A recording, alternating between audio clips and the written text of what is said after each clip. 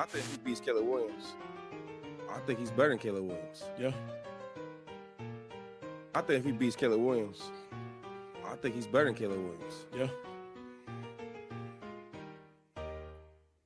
Shedeur Sanders, coach, will outplay Caleb Williams. What a take. Now, the Bears will win, but because Shedeur is facing a much weaker defense, Caleb obviously facing one of the best defenses in the league, and Myles Garrett is going for that sack record. All right? And so he's going to be under duress. Shedeur is going to outplay him. Caleb has not thrown for 300 yards.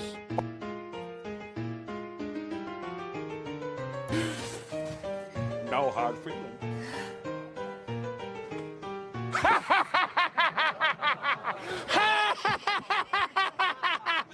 Cheer up, dude.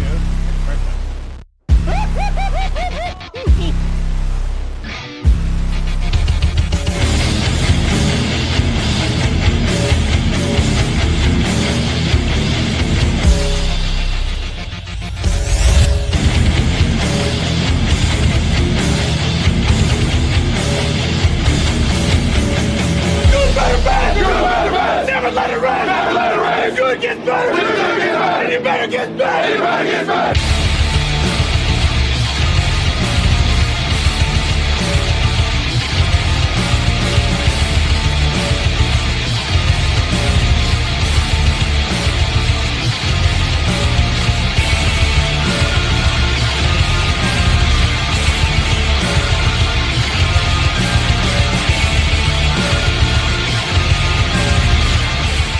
Three, 1, 2, 3.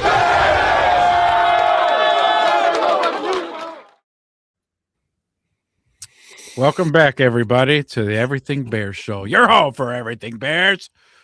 And how about these crazy pundits out there? What gives? What delusional world are these guys living in where they think Shedeur Sanders is, one, better than Caleb, two, going to outperform Caleb? Help me out, Wedge.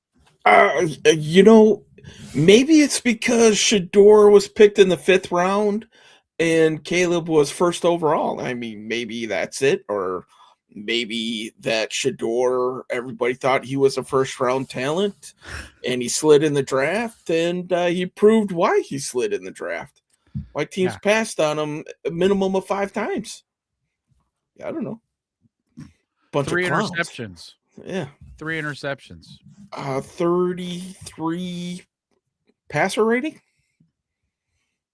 I mean, he freaking lit it up, right? I mean, let's go over his stat line. Stats don't lie, right? Let's do this. Everybody likes to look at Caleb Williams' stats, so let's check out Shedeur's stat line. 18 for 35, 177 for yardage.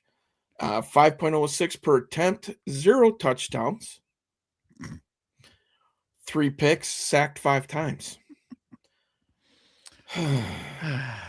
Of those 177 yards, by the way, 90 of those were 2 pass plays to Bond going deep. So now let's talk about our boy Caleb Williams. Yes. 17 for 28, 242. 2 touchdowns, 0 picks, was sacked 3 times. You're right, though. Shedeur's the better performer, right? Like, what the hell do we know? I understand that quarterbacks in the NFL are under microscopes, being studied constantly. You look at Shedeur, drafted in the 5th round. The magnification zoom lens on that microscope isn't as powerful as the zoom lens that's going to be on Caleb's being first overall pick. But again, to enter into some fantasy world where Shedeur's better than Caleb? You out of your fucking mind? You're right. I mean, he lit up the Titans. Congratulations. Lit them up. Titans. You waxed the worst team in the NFL. Yeah, congrats. Congrats, buddy. Who am I to dispute, right? Everybody's a pro, everybody gets paid. You're right. But some people who get paid are a little bit better than other people who gets paid. And I think old Shador got a big, healthy dose of reality last week, didn't he? Yeah, Rick, welcome back to Earth, kiddo. Mm-hmm. Welcome back to Earth. There was plenty of welcome to the NFL moments. You see that trap block that Jackson had on Oh my God. Graham? Yeah. That was Graham's a awesome. Michigan guy. I wish he was on the Bears, but welcome to the NFL, Rook. Mhm. You just got trucked. Yeah. There was a lot of good blocks. I mean, Yeah. Loveland, did you see the block he had on a chip, if you will, on Myles Garrett? Put his ass in the dirt. I was like, oh shit, these boys were hitting. Yeah, they're ready to go, lathered up. Yeah. So, So a little bit to review the game a little bit, they did exactly, I think, as what Bears fans wanted to see. Okay. Bad team rolling into town. You're supposed to be in this playoff hunt. Dominate. Yeah. And that's what they did. From wire to wire, they just dominated. It was finally. yeah, I said it. I was worried because we always play to people's level. You know, if they shoot out, we'll go up and shoot out. If they want to have a grind fest, we'll lower our gameplay and match them. But nope, not on Sunday. We didn't. We put our foot up their ass and kept it there all 60 minutes. That was great. I actually thought that there was going to be a time where we were going to let the Browns back in it, and I was pissed off, man. I'm like, there's no way. We talked about it on the Sunday show. It's going to be frigid cold if we go out, stomp on them early, make them not want to play the game. Well, the Bears did just that. They scored 2 touchdowns in the first quarter. They traded punts, and then after that, watch out. Bears took off. Right. 2 touchdowns. No scoring in the second quarter. I think that's when Cairo missed his field goal. Congratulations, dumbass. We all know you suck again. And then the third quarter, they come out, kick a field goal. Bears respond with 2 more touchdowns. One kind of based off of the pick of Jackson. And, you know, if you watch Ben Johnson's press conferences, that really kind of got the engine revving again. You know, that was a very decisive play in that game. Yeah. Definitely momentum shift. Mm-hmm. A little bit more, even though the momentum was always in the Bears' favor. There was a bit of a lull, like you said. Right. That interception definitely got the spark going. Mm-hmm. And boy, they went for their throat after that. You notice that?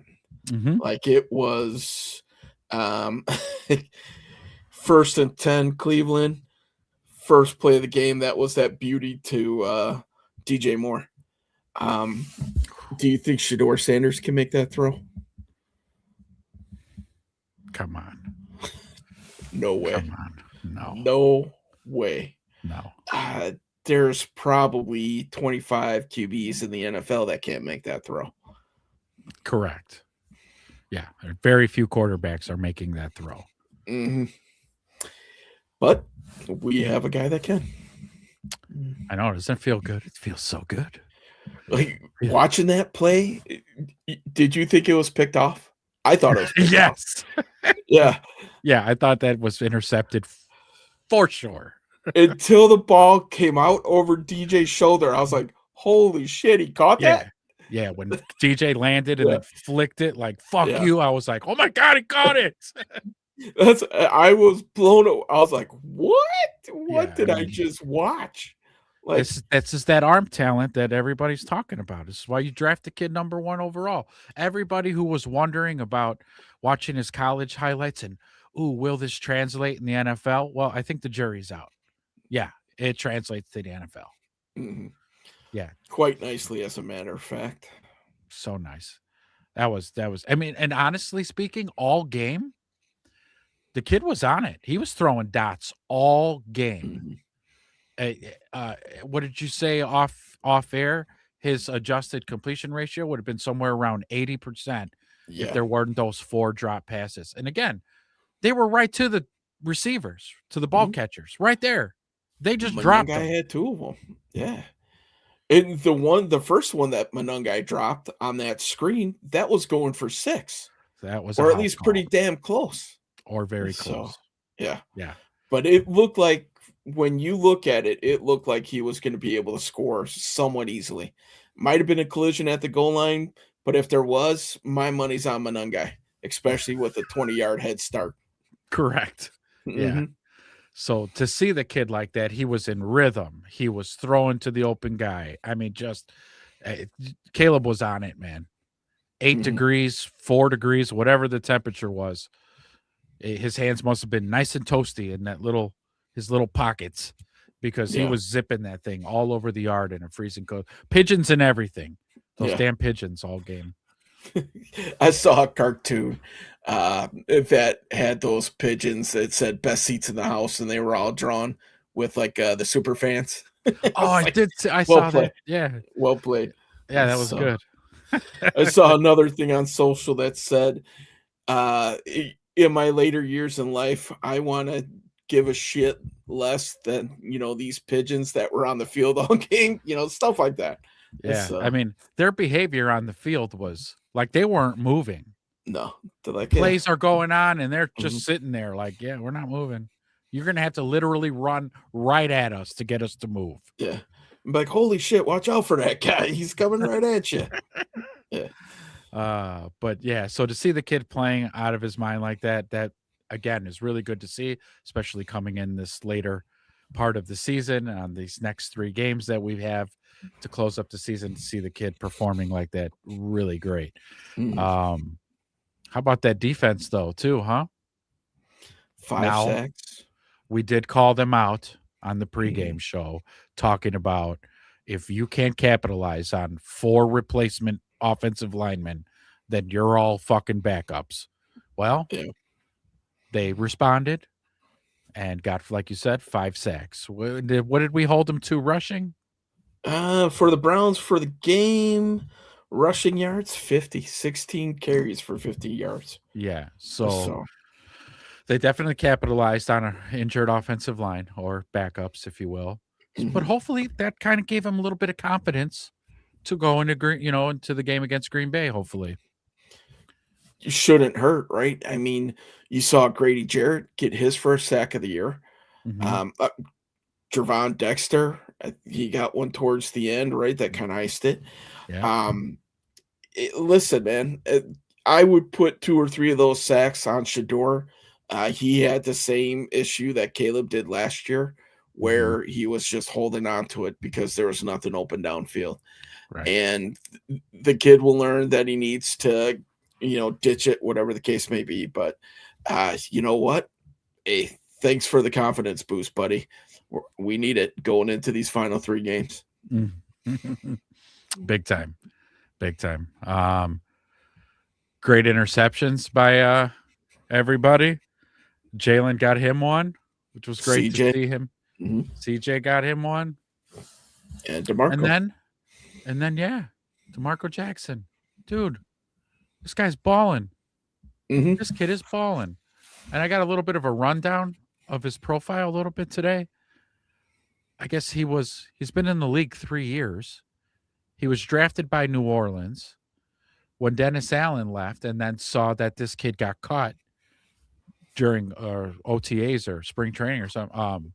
He was like, "Oh shit, this kid got cut!" And they brought him over, and because he believed in him, he thought the kid had the right work ethic and things in that. And I think at his press conference, he even said, "Look, take some time for some players, takes them a few years to Mhm. develop into what they're going to become." And the Bears are reaping the benefits, baby.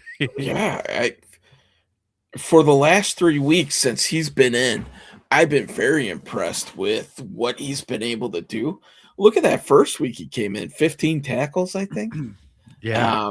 I mean, he was a tackling machine. Yeah. And now you add this, and he read that play great. You saw him. It kind of looked like maybe it was a spy or going against the back or something. You saw him step up for a run fit and then saw that it was a pass. Whoever he was covering wasn't going anywhere. Reads the quarterback's eyes, drops back, and makes a beautiful interception, man. Yeah. got right in the right lane, and away we went. Yep. And he's a very busy tackler as well. I believe he is the NFC's Defensive Player of the Week. I did not see that yet. Wow. Okay. I can see that. I mean, let's see, 7 tackles, 1 sack, and a pick. Yeah, why not, man? 2 pass deflections. Yeah. Dude had a busy game, man, for sure. You know who else was flying around? Our other linebacker, Edwards, TJ. I thought he played a good game. He was all over the place. Very good game. I was glad to see him looking like 100%. Yeah. That's what he looked like. Fast. He's fully back now. Yeah, right here. DeMarco Jackson wins NFC Defensive Player of the Week. Congratulations, DeMarco Jackson. You are an upgrade from Noah Sewell. Go ahead and leave it in the comments if you want to rag on me about that take. But if you agree, also put it in the comments. Right. I agree with you 100%. I think you moving forward, Noah's going down. Hey, Noah's a liability in pass coverage. We know that. Yeah. He's a bit of a thumper, but honestly, I think Jackson hits harder. He run fits a lot better, reads it a lot quicker. Yes. So, yeah, not to take anything away from Noah Sewell, like you said, he does thump, but sometimes bad angles, sometimes bad run fits, and a liability in coverage. Yeah, for sure. So I think it takes him a little bit longer to read the play. You know who else I remember seeing a lot of? JTS, Tryon Shoyinka. Oh, that's right. Like he was showing up, and I was like, oh, okay. I mean, if he becomes a good rotational player, now granted, it's second string tackles. I get it. Yeah. But I saw him flash an awful lot. I was like, wow, okay. I mean, he's at this point, I think you would consider him a developmental player, but he is a former first round pick coming out of Washington. Why not? I'm sure the price was right. The guy's probably making league minimum. I don't think he's on his rookie deal any longer, but I'm sure they got a good deal for him. And if he could be a good rotational piece, get you 3, 4, 5 sacks a year. Sure. Hey, just a nice little role player contributing. That's all you can ask for. I mean, I tell you what, this whole roster, and again, it's between the players working really hard, but this coaching staff, again, can't give Dennis Allen and his defensive coaching staff enough credit. There's not enough flowers you can give to them for what they've been able to achieve with this injury-riddled defense. It's been nothing short of amazing, because as the offense is progressing and getting better from week to week, this defense is just maintaining, taking the ball away, coming up in these big moments. Yes, they give up a lot of yards, but again, that's their enigma wrapped in a riddle, wrapped in a pigskin, is that, they give up lots of yards, big chunk plays, yada, yada, but they're going to take the ball away. So the downfall to this, the only downfall, if you've been listening to all the rumors and everything, Al Harris sounds like he's going to be highly sought after by other teams, possibly as a DC. If you want to be the glass half empty guy, there you go. There it is. But when you start having coaches poached off your staff, that tells you something, man, that you're putting together the right staff and these guys are going to get an opportunity. It'd be a sad day. And depending on who comes calling, maybe the secondary coach for the Bears is a better gig. Who knows? Who knows? Look at what Ben Johnson did for 3 years. Yeah. So this is what you're saying. Let me make a hypothetical. You could either stay the secondary coach of the Chicago Bears, Super Bowl bound in these next 3 years. Each and every year, we're going to be in the running for Super Bowl, or head coach the New York Jets. Go on. Yeah. Go on. DC Go get him. Jets. Go get him, Tiger. Oh, by the way, we did trade away every name that we had on defense. There's but nothing we got left. a ton of first round picks. Yeah. There's just bones back there, Yeah. pile of bones. You go Mhm. on, make it happen. And Right, why Justin would you- Fields is still your best quarterback on the roster. Oh God. Yeah. Is So Fields there's in the league that. next year? I If he think can't so, make it in New 'cause they York, just- Go ahead. Go ahead. if he didn't make it in New York and he can't start there for a full season, is he in the league anymore? No. The Jets is probably his last stop. Right. And if I think they just signed him, right? They just signed him. Yeah, to a fairly decent deal, I would like to And say it too. Like was he got multiple paid. years, right? Yeah. 2 years minimum. 2 years at I- least. So he's still We'll look there. it up. They're gonna have to actually just cut him to get rid of him. Yeah, dead cap it, the whole nine. Holy shit. 2 I years, hope 40 go- million. 2 years, 40 million. Yeah. Are you kidding me right now? You paid that guy 20 million a year? Well, they thought he was gonna do something.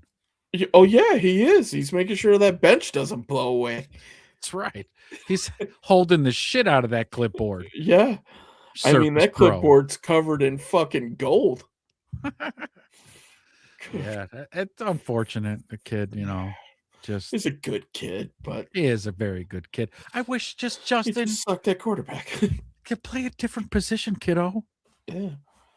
Be It's not too $20 late to be a million running back. kick returner. Yeah. Ooh, or special teams or something. You can But- stay in the league a long time doing that. Look at, Duvernay and all those guys. Hell, we Antoine happen to have a Randall Hall of we had a Hall of Famer on our team that just so happened to do that, Devin Hester. Oh, So yeah. I don't know, man. You could make a living. So his dead cap money's just got to be ridiculous too. 30 million of it was guaranteed. Good Ooh. gravy. So, do you stay the secondaries coach of the Bears or do you take the Jets job? Like, you know what? I'll just stay in Chicago and maybe win a ring or two. Wait till a better position opens up. You think, boy, why am I drawing a blank? The Jets head coach, Aaron Glenn, you think he's a one and done out there? Oof. Because he was a highly sought after guy too. Yeah. He's a culture probably- changing guy. Probably not. Yeah. Because that was the defensive coordinator from the Lions. Yeah. Yeah, you probably don't fire him after 1 year. But it's the Jets we're talking about, so that could happen. Yeah. Watch out, man. It's a slippery slope, man. That's whatever. I really It's the just like Jets thinking of about Bears. that, though. Mhm. Al, you just got here, man. Yeah. Don't go. Stick around a while. Be a legend in this city. You will never have to pay for a beer or a steak for the rest of your life if you just stick around and win a championship with us. Mhm. Come on, man. Do the right thing. Al, you're a smart guy. You do the right thing, man. Stick around. Would you rather coach up Jalen Johnson, Kyler Gordon, Nashawn Wright, Stevenson, Yeah. Byard, Brisker, or sauceless, Jets A team? sauceless Gardner. Yeah. A sauceless Jets team. There's nobody there. No. Nobody. You got Bryce Hall and Tyrod Taylor. Sorry, not Smith. Right.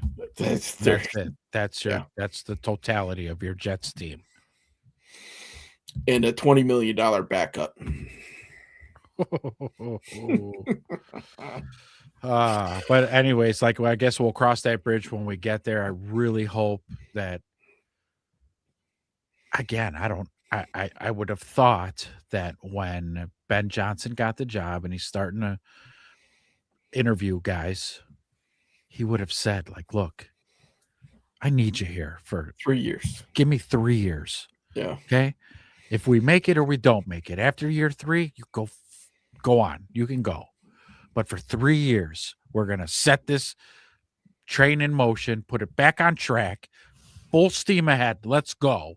And hopefully, you'd think maybe they would say that. Yeah. Yeah, maybe like, hey, ideally, let's keep this band together for 3 years.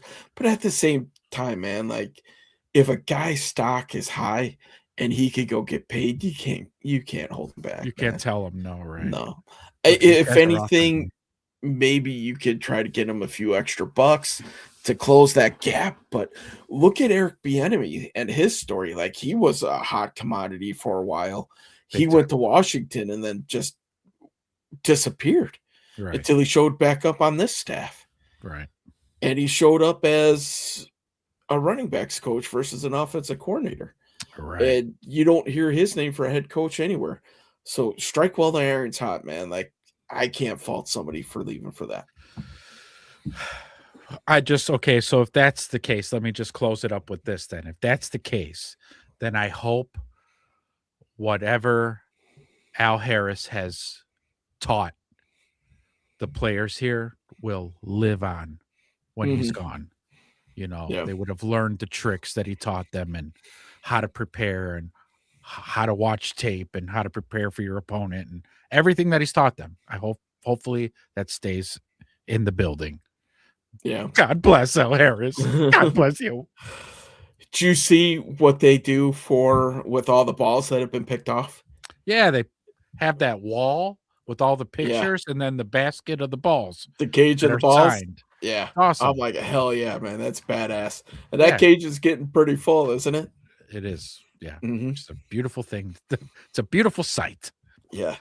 I saw that. I was like, Al Harris. I love it.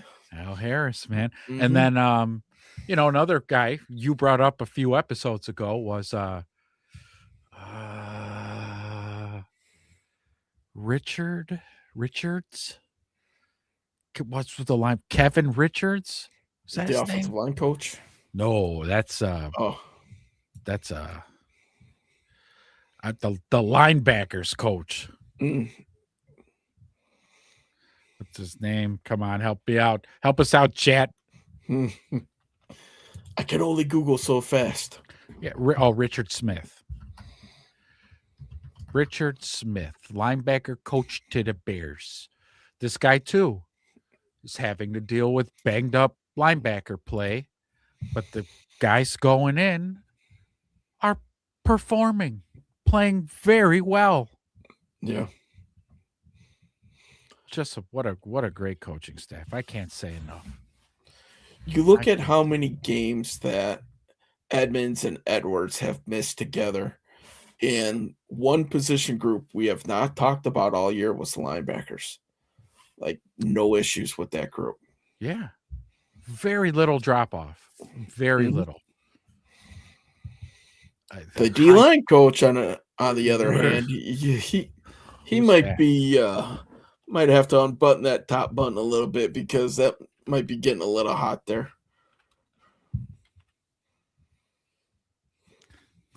Who is it?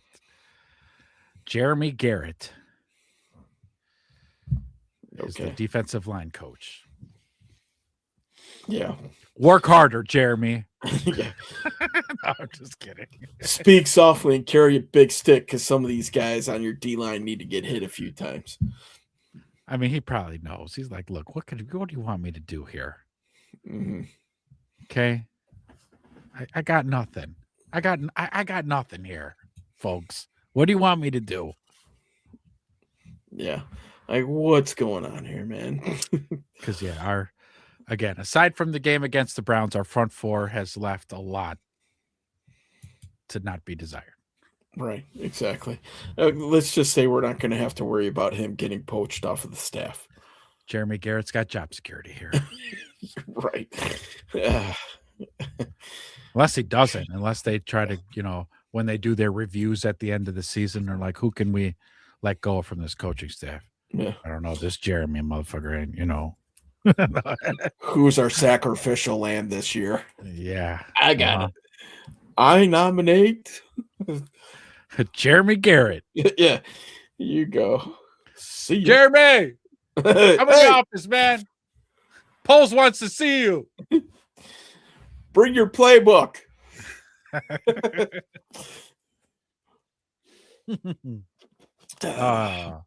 So, anyways, how you doing, Bears fans? Thank you for showing up. Everybody is filing in. Still, find your seats. Go in the comments. Tell us what you thought about the game against the Browns. Was that what you wanted to see? Were you not entertained? Were you not entertained? What were your guys' thoughts on all the, talking heads that said that Shedeur Sanders was going to outperform Caleb? Were you not appalled? Let us know in the comments. Join us. If you guys missed the opening of the show, do yourselves a favor, go back and watch the first 2 minutes. Yeah, you could rewind the video to the beginning and then watch the intro and then come on back if you want. Definitely worth it. But yeah, that was just from end to end, man. That was a great game. Yeah. It's what we wanted to see as fans, especially coming off of that loss, right? A little bit down. Your winning streak's lost, but you know what? There's good losses sometimes, man. And Jackson's comments in the locker room afterwards, I think, summed it up. Hey, guys, this feels great, but I still got a bad taste in my mouth from last week. Oh, well said, young man. Yeah. Good. Because that tells me that team is focused, and now they're on to Green Bay. Yeah. So. Like immediately. Like, right? Like as soon as they walked out of the locker room after that game, they're like, Green Bay. That's smiles to dead face, like boom. Yeah. Business. Right. Yeah. I love it. Like Caleb too at his interview at his presser, like you could see the kid's like he's hungry. He's ready for this Green Bay game. He is fucking ready. He wants a little revenge. Yep. And if it comes down to the last play of the game again, I like our guys' chances. I really do. Yeah, absolutely. I mean, well, he's proven that all year, so I think we've all been pretty comfortable with, any last minute, magical performances and wizardry. It's really tough not to talk about that game now, isn't it? But we got to save some content for Sunday. I know. It's really tough. Yeah. So, I mean, maybe at the tail end, or if people start commenting and bringing it up, we can sneak into it right now. Even though we're still trying to get through this Browns game, we could bring out I wanted more people to be in here, more than 12 people to watch our segment. Give it a couple more minutes. So let's talk a little stats here. There we go. So Caleb Williams now sitting at 3,150 yards. What did I say? He needs to average like 285, I think. 280 something, yeah. Yeah, for the last 3 games. We know that cold weather's not going to bother them to throw. Hell, he threw for 240 against Cleveland in the 4th coldest game ever at Soldiers Field. And it's going to be warm on Saturday. Yeah, comparatively speaking, right? 21 touchdowns, 6 interceptions. Let's bring up the stat that everybody's been talking about all week. Everybody's heard on social. In the first 1,000 passes, Caleb has thrown 12 picks, which rates him number 1 all time in the NFL. Say what you will about the young man. He might have a lower completion percentage, but in my mind, I'll deal with that instead of him completing balls to the other team. Right. All day. And that's what this kid does. He takes care of the football. Not only is he explosive, big playability, he takes care of the football. Who's the last quarterback we used to talk about that? We've seen him twice a year. Number 12, maybe, on the Packers, right? We won't say his name in here, but that was his stick too. Right. Which, by the way, I believe he's number 2 on that list behind.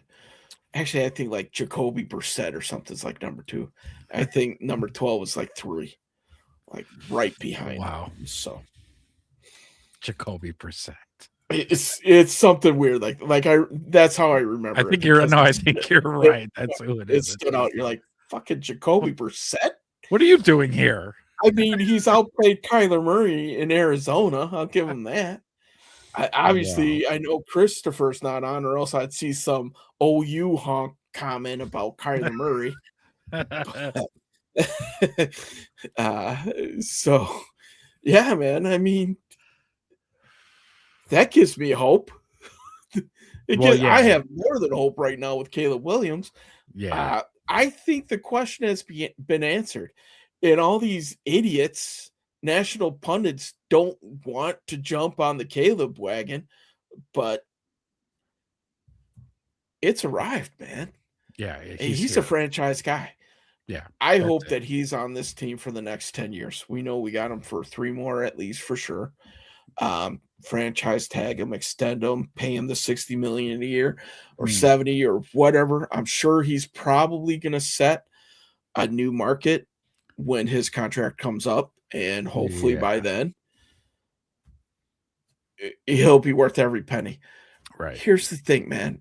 People, especially with this week coming up, they love to compare Jordan Love versus Caleb Williams. Well, Jordan Love is throwing for 70% completion. Barely turns it over either. Here's the fucking difference, guys. Jordan Love's been in that system for 6 years. Yeah. Sat behind Aaron Rodgers for 3 of those. Right. Had 1 good half at the end of his first year starting, half a season. Mm-hmm. Sucked it up year 2, and 3 probably somewhere in between.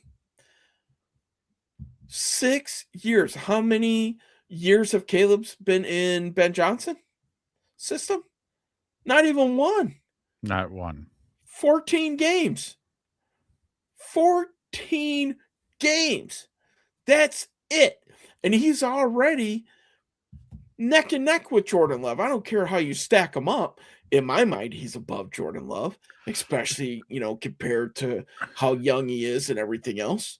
Right. And we're not paying the fucking guy $55 million a year to be mediocre. Right. Yeah. You could do that. You can play this game with Caleb. I know some other channels have done it. We haven't done it, but it's a great exercise. Go ahead and list all 32 quarterbacks and play a game of would you rather. So would you rather JJ McCarthy or Caleb? Who would you want? No brainer, right? But when you work your way down the list during this exercise and you get to that, would you rather Jordan Love or Caleb Williams? Mm-hmm. Yeah, Caleb all day. Do you want to play the game? Should we do it? We could, yeah. All right, let's do it. What the hell? Let's do it. Let's fuck it. Matthew Stafford, 38 years old, Rams. Stafford or Caleb? Wow, you went big dog right away. It's in order, man. They play the Thursday night all game. Right. So at this point right now, I'd give me fucking Stafford. Fuck. Yeah. Sam Darnold or Caleb Williams? Yeah, give me Caleb. Give me Caleb as well. I'm with you on both of those. Yeah. Jalen Hurts or Caleb? Caleb. Jaden Daniels or Caleb? Caleb. Jordan Love or Caleb? I'll never take a fucking Green Bay quarterback. We didn't even have to say that one. Baker Mayfield or Caleb? Okay. Caleb. Bryce Young or Caleb? Josh Allen. Josh Allen or Caleb? Wow. I would take Josh Allen. I'm taking, I'm like, because I'm trying to more think. Polished right now. Definitely. So, all right, Josh Allen over Caleb. Okay, this is going to be a fun one. The combination of Shedeur Sanders, Dillon Gabriel, or Deshaun Watson or Caleb. I'm taking Caleb over all 3 of those bums. Justin Herbert or Caleb? Oh, shit. Yeah, it's still, I know he's got a shitty offensive line right now and he's not looking great. Justin Herbert can fucking ball. Yeah, I like Justin Herbert a lot. I would take Justin Herbert. Okay. Yeah. If we're keeping this real without, the Bears bias. Right. Dak Prescott or Caleb? Yeah, Caleb. Justin Fields or Caleb? We already made that decision, didn't we? Yeah. Tyler Sout or Caleb? Who? The New Orleans quarterback, whoever it's going to be. Okay. The rookie. Caleb. 9 or Caleb? Oh, yeah, Caleb. Okay. Jackson Dart or Caleb? Caleb. Patrick Mahomes or Caleb? Patrick Mahomes. Mahomes, right? Gotta be. Yeah. Yeah. Cam Ward or Caleb? 18. Mm-hmm. Joe Burrow or Caleb? Oh, yeah. Joe Burrow. I gotta go Burrow. Yeah. Yeah. Joe Cool. Tua or Caleb? Yeah. Caleb. No brainer. Michael Penix or Caleb? Caleb. Jacoby Brissett / Kyler Murray or Caleb? Caleb. Trevor Lawrence or Caleb? Caleb. Bo Nix or Caleb? Caleb. Agreed. Even Bo Nix is balling, but Right. Caleb. Aaron Because Caleb's Rodgers or balling Caleb? too. We got to Yeah. keep remember that. Caleb's balling too. Mhm. But yeah.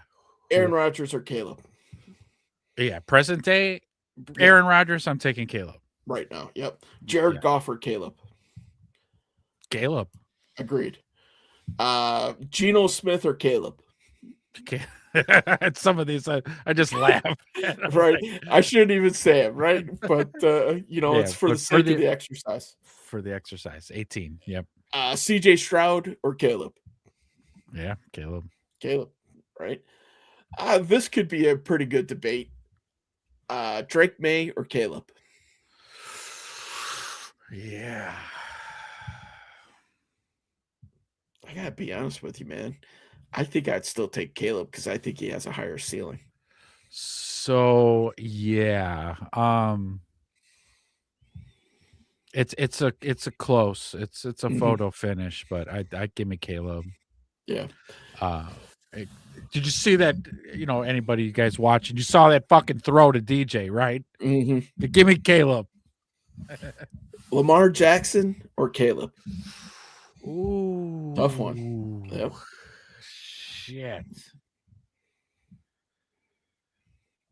This is a tough one. I don't know which way I'd go. I'm going Lamar Lamar. Jackson's an MVP, man. I'm going Lamar. Yeah, probably. Yeah. Right. Mhm. San Fran. So Brock Purdy or Caleb? Believe it or not, I'm taking Caleb over. Brock I would Purdy. too. I would too. I mean, the arm strength alone is the number one thing there. Danny Dimes or Caleb? Caleb. Yeah. Or Phillip Rivers, Caleb, if you want to throw, him in there. So what was there? 4 It's quarterbacks? like 4 or 5 quarterbacks Yeah. in the league you take over Caleb. So, and Jordan Love won one of them. No. Hell no. Jordan Love could carry Caleb's jock if he wears one. I don't know if they still do that or not. And I did take the biasness out of my decision with that. Because I know the green and yellow make me want to zap out and go, no, just Caleb. But looking at the quarterback, Jordan Love is too. He's too fucking you don't know what you're gonna get. Yeah, and I don't like his throws. I just would have nightmares if he was in a navy and orange doing that fallback. Just fucking 50-50 ball. Every time he would do that, I'd probably be like, oh, fucking here we go. Yeah. Great. Yeah. So that was a fun exercise. You know what? Jaden Daniels, he might be a story for the future. Maybe. We'll see. The kid hasn't played at all this year. So that's part of it too for me. Caleb hasn't missed a single snap. Yeah. Knock on wood. He doesn't turn it over. I would trade that for some of the big splashy plays.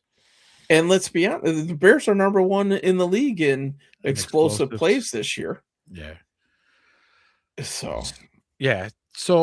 there's a lot to unpack with this offense because, or even Caleb operating this offense, is that and we've talked about this before on the show, but I'm pretty sure on this show we're going to pound this all the time, that I can really care less about his completion ratio.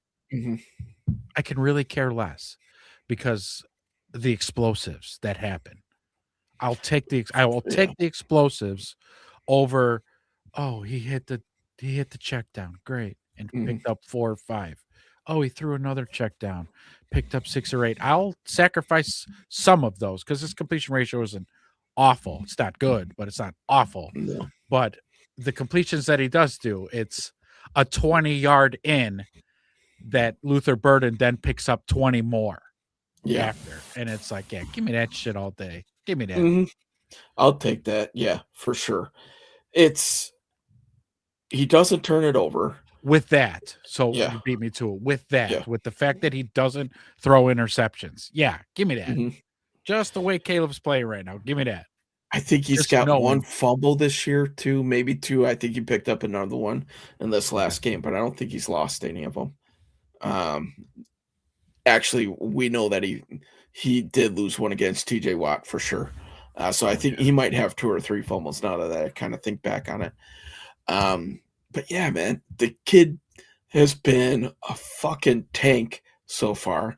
Got sacked 68 times last year. Frustrated, still went out there and balled his ass off. Beat Green Bay in the last game of the season. So some of these games, whether they're in it or not, it just shows his competitive fire. And I was worried about that, man. Like, I wasn't sure what type of mental fortitude this kid had, because I've seen him sulk on the sidelines at USC, all that stuff. So that was a legitimate concern for me, but I haven't seen any of that, man. As a matter of fact, like, I've seen it more out of DJ than anybody else, and his attitude has seemed to kind of flip to a 180. Speaking of DJ, how about his comments after he got a game ball? That was pretty telling, wasn't it? Like, he was feeling the pressure. Sure. He's like, it's about time. Yeah. All right. Like, he's like, I told you I didn't fall off. Yeah. Like, oh my God. You know what? That really made me think of DJ in a whole new light. Like, if that doesn't tell you that he cares, I think we were interpreting his personal demeanor as a negative, but that's just the type of guy he is. He's like one of those guys that nothing phases him, or at least, he won't say that anything's phasing him. And sometimes the body language gets him in a little bit of trouble, but the guy still goes out and competes his ass off. So, yeah, well, it was kind of one of those things. So that first touchdown catch that he caught, after seeing Tim Jenkins break down the play, I guess, but I was like, at least in real time watching the game, I was like, you see what happens when you don't stop in the middle of your route? Do you see that? Yeah. But I think it was more so when the zoom motion went by, they all knew this is man. So DJ knew it was man and said, I gotta book it, this whole route. So that's what he did. And yeah, what a beautiful ball that was. Golly, man.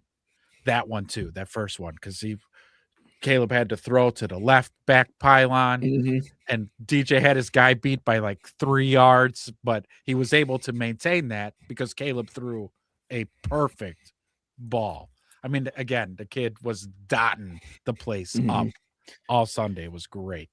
If he threw that ball last week, this team would be 11-3 right now. If he threw that same ball to Cole Kmet, so log that away in the old memory bank, huh? Yeah. So he knows he can make that throw now, and he put it at, that's the type of throw that he needed last week. But the difference was he wasn't rolling out to his left. He was in the pocket. Right. And he just threw a freaking dime. Yep. So you see the type of accuracy this kid can have. 14 games in. I mean, if he gets to the point where he's 68, 69, 70% completion, NFL, watch out. This is no longer a top 5 offense. This is a number 1 offense. The number 1. Yeah. Right. When he gets close to that or gets 70%, we're scoring 40 points a game. That's it. 40 points a game. That's what you're getting. So the NFL better hope that Caleb doesn't still struggle a little. Yeah. But you know what, though? Again, Caleb struggles schmuggle. This last game, his receivers dropped 4 passes. Yeah. Monangai had 2 of them, which is probably why Monangai only had 11 carries compared to Swift. And I get it. Ben Johnson likes to play the hot hand at Swift. holy shit, what got in? Who, put the toughen up pill in his Cheerios? Yeah. Who is this That dude's guy? running with power. Like, Yeah. who are you? You are not you must have hit the weight room in the off season, man. Hit the Like, weight room. He's running yeah. angry. I think that's probably the Bieniemy Motivated. effect as well. Yeah. Plus, though, too, I forgot who I was listening to. I don't know if it was Adam Hogue or Adam Johns. Somebody, they brought up a good point in terms of like speaking on Swift and his running style changing from last year to this year. Might have been the coaching from last year wasn't explaining to him what they were looking for in this run play. Like, don't worry, Sure. it's going to be there. You plant your foot and you cut up right here. And he wasn't told that. So he's running something similar, looks and goes, oh, it's not there. And then just keeps bouncing outside. Right. As opposed to this year, like, no, motherfucker, you're going to fucking run this way and you're going to plant your foot and go. Don't worry, that hole's going to be there when you get there. And that's what's been happening. So they told him, this is what we expect. This is what we want to see. And then now he's seeing it and they're all feeling very comfortable now. And these holes, they do, because it's a lot of trap game. Yeah. And so that takes just a little delayed second for that to line up in. But when that guy comes across the formation and whack, that hole's there. Yeah. It's beautiful. I'm like, Tight ends. I think it's a combination of a couple things. You explained it very well. Look at the type of offense that the Bears were running last year. It was not a power run game. no. I can't even explain to you what the run game was last year. Outside zone? I don't know. Maybe. Maybe But they didn't have possibly. offensive linemen that could reach and Right. cut or double team or work up to a double team. They didn't have any of that. Right. Hell, they didn't even have a competent offensive coordinator. So there's that. So, Right Hey. on down the line. yeah. So, right, offensive coordinator to offensive line coach, the whole shebang was just awful, just awful. If you ever wonder how much impact coaching could have, are you drinking a spiced cranberry Sprite there? No, this is Oh, cherry lime Sprite. okay. I was like, Sprite interesting chill. choice, my friend. But anyway, back to my point. You if you don't think that coaching matters in this league, outside of the interior three linemen that were brought in, most of the skilled players and stuff were pretty much the same, right? You got Luther Burden and stuff, but the coaching style and coaching these guys hard and getting the best out of these guys and not being satisfied with 2 or 3 yards at a time. Right. That makes all the difference in the world, man. Right. Just the motivation and the confidence that they have in that. Ooh, what do you think of Warren's statements about the new stadium, the stadium plans? Why? Kevin Warren made some statements. Did he? Yeah, I didn't get a chance to read them before we came on air, but I saw it. So I have to know what the hell he said. Because like Yeah. I'm pretty passionate about the stadium thing in terms of like at this point I've given up that we're even going to get a fucking stadium at this point because I've said it ad nauseum a bunch. The Bears 2025 of where the reason we haven't gotten any shovels in any dirt just yet is because I believe that Illinois is corrupt as shit, and if you don't come to that negotiating table, which is duffel bags of money, offering residuals and yet even more duffel bags of money for future dates, like you're not getting a deal done. They'll just grandfather you into, or they won't grandfather you into certain property tax rates, which I'm sure the Bears are looking for. They're going to want it to scale as the years go on. Oh, well, we're raising the taxes, so you need to pay more property tax. And the Bears probably are like, no, we're going to play one flat tax, and then we just want to be grandfathered in at that tax. But let's take a look. And yeah, let's go through it real quick here. So all right, here's you wanna read? the statement from Warren to the Chicago Bears. I'll bust out my best reading voice. Dear Chicago Bears fans, On the Monday night of our home opener, September 8th of 2025, the passion in every corner of Soldier Field was palpable and powerful. Great word there, palpable. Oh yeah. Today, 100 days later, that feeling is even stronger. We had a strong win this past weekend at Soldier Field in record-setting cold temperatures with your support and encouragement. We have won 5 of our 6 home games this season. Your support lifts this team. With 2 regular season home games remaining, we are focused on building a championship organization worthy of you. The same standard has guided our work on a new world-class stadium. Earlier this season, we shared that Arlington Heights is the only location in Cook County that meets the requirements for a world-class NFL stadium. We still believe it offers the best and only path forward in Cook County, given there are no other viable alternatives, which tells me the city bitched out on them. Oh, the city's been out of the Yeah. discussion. Yeah. Over the past several years, we have worked in good faith with Illinois leaders and made clear our commitment and readiness to invest more than $2 billion by the Chicago Bears, one of the largest private investments in state and NFL history. We have not asked for state taxpayer dollars to build that stadium at Arlington Park. We asked only for a commitment to essential local infrastructure, such as roads, utilities, sites improvements, which is more than typical for projects of this size. Additionally, we sought reasonable property tax certainty to secure financing. That's what I was talking about. Mm-hmm.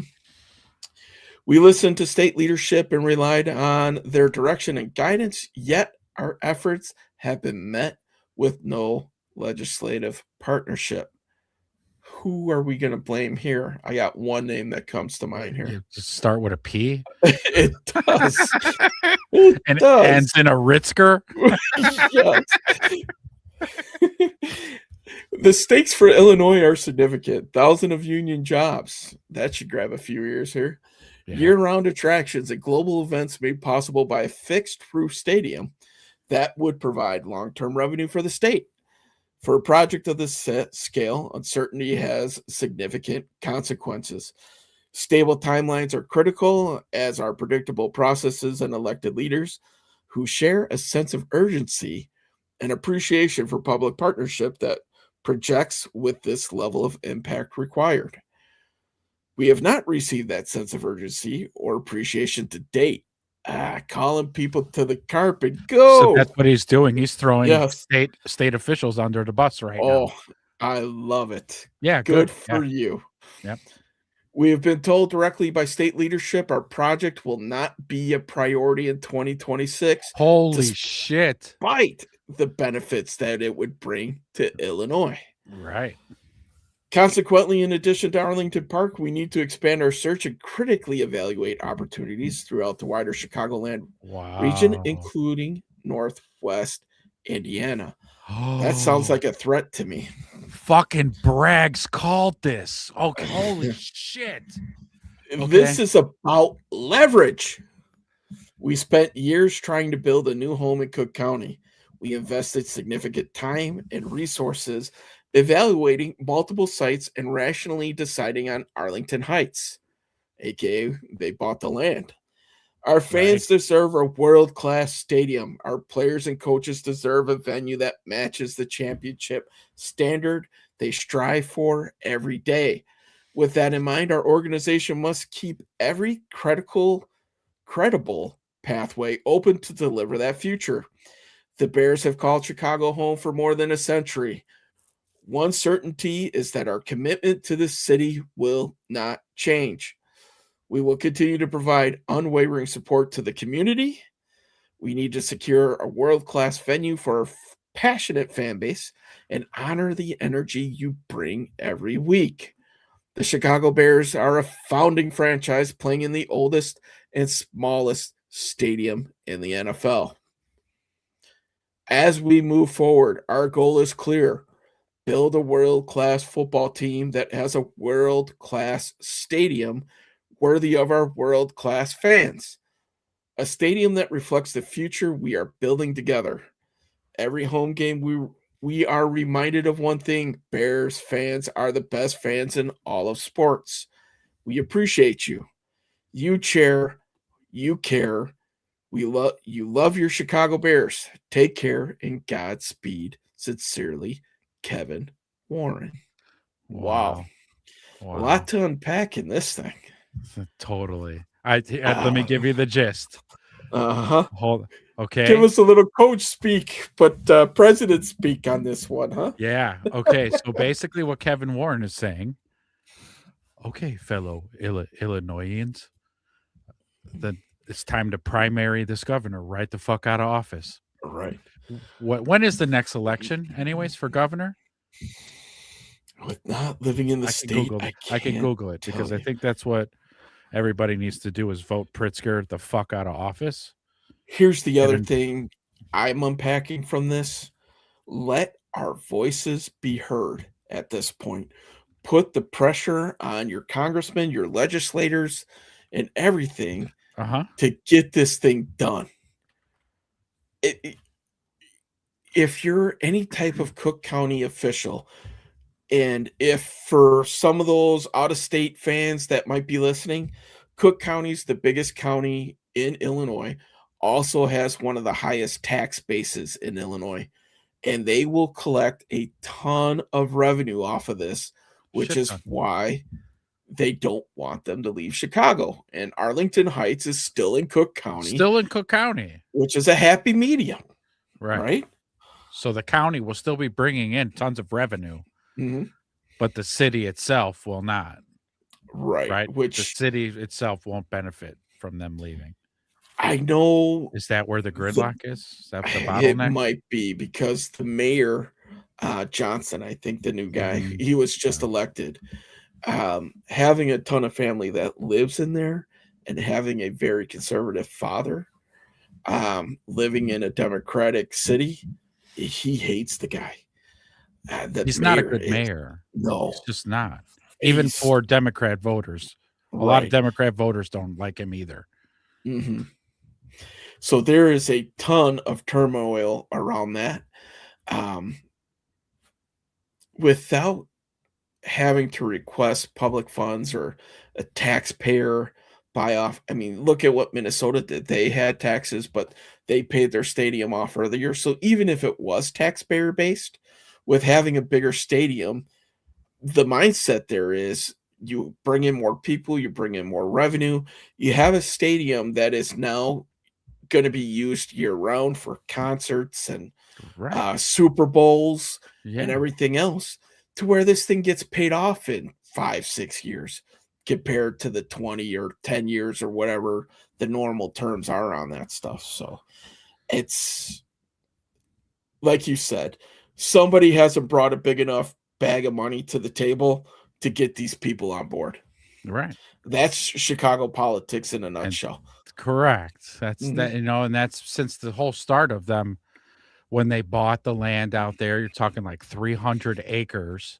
They tore down the track and they're doing all this prep work, which I'm like, you guys you don't even have like the plans worked out, but good that they got the area ready. But then again, you go to these negotiating tables, and this has happened 2 or 3 times where like, oh shit, they're going to have some big news. Oh, here's some plans.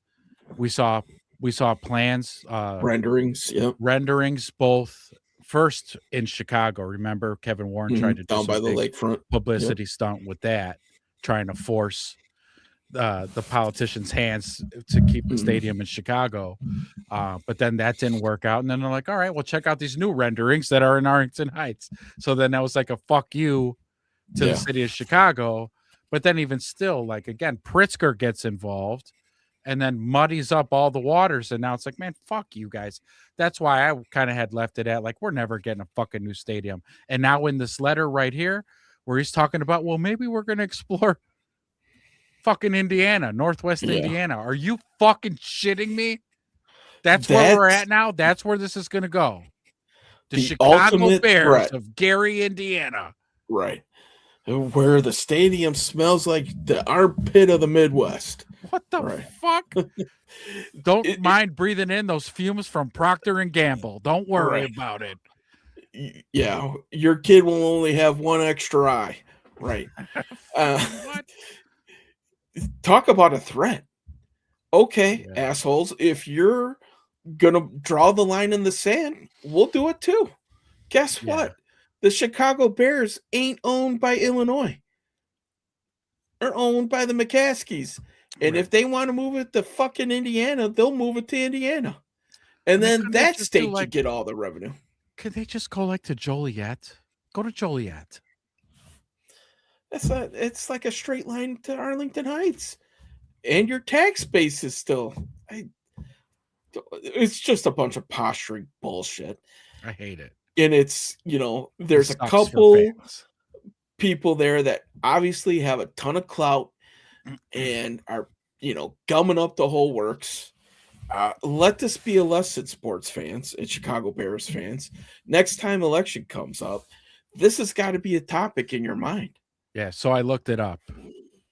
At least for Illinois governor, it's November of 26. So, like Wedge is telling you, come November, think about the corruption and the bullshit that they want to inflict on the McCaskies, and they can't get a fucking stadium done. Right. And Kevin Warren's letter was heartfelt and true, that I believe, with full bias, that Chicago Bears fans are the best fucking fans of any sport, of any fucking team. I mean, you're talking sold out stadiums on shitty seasons. That stadium's fucking packed, and people are buying the jerseys and the hats and the jackets and the scarves and the fucking all the merchandise all the time. It's Bears, Bears, Bears, Bears, Bears, Bears, Bears, and Bears fans are also international. Yeah. And then this is how the politicians are going to fucking get really greedy, and this is how they're going to treat this whole project. This shit pisses me off. Yeah. I'm all fucking pissed off. Listen, I'm not going to say that where the Bears call home should be the main basis of how you vote in the next election, but it should be a fraction of it, right? Obviously, the issues aren't going to be the biggest things.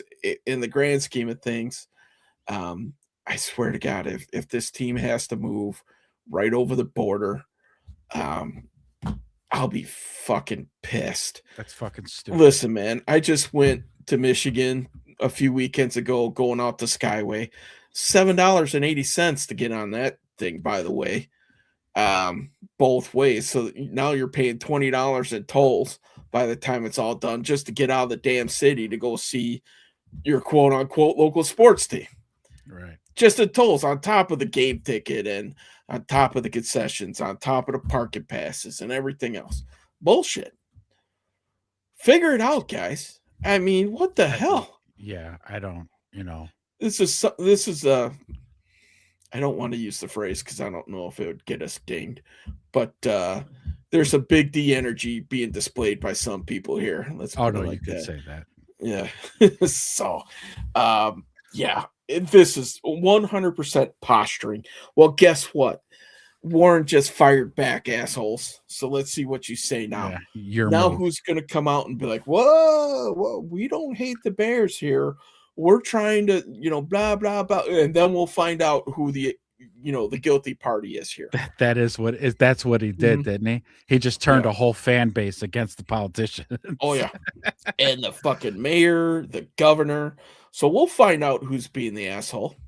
The Bears 2025. What say you? If you're still in the chat, what did you think of that statement? What were your thoughts on your feelings? Yeah, we just laid out ours. Boy, I'm pissed. I'm fucking pissed. I'm pissed too, man. That it comes to that Kevin Warren had to come to this. Like, why does it have to get this way? Just agree on a fucking deal. Stop being so motherfucking greedy and build the goddamn stadium. Yeah. I tell you what, man, as a Bears fan, it is very difficult to get tickets to a game. Right? Yeah. And if you add 20,000 more seats, or maybe even 25,000 more seats times 8 games, 200,000 more people could go see games. Right. That's significant. It's huge. I might be able to go see a game and not have to spend $500 for an upper deck ticket. Right. You know? And I how mean, much damn. easier too? If they had that whole plot laid out in Arlington Heights, how much easier it would be. Like, Mhm. because Bears games are a pain in the fucking dick to park and walk and Right. to get to the fucking stadium. It's a whole goddamn adventure. And to then do. when you leave, you're stuck in bumper to bumper for an hour. Correct. Right. You know? There's just no room there. There's no more room.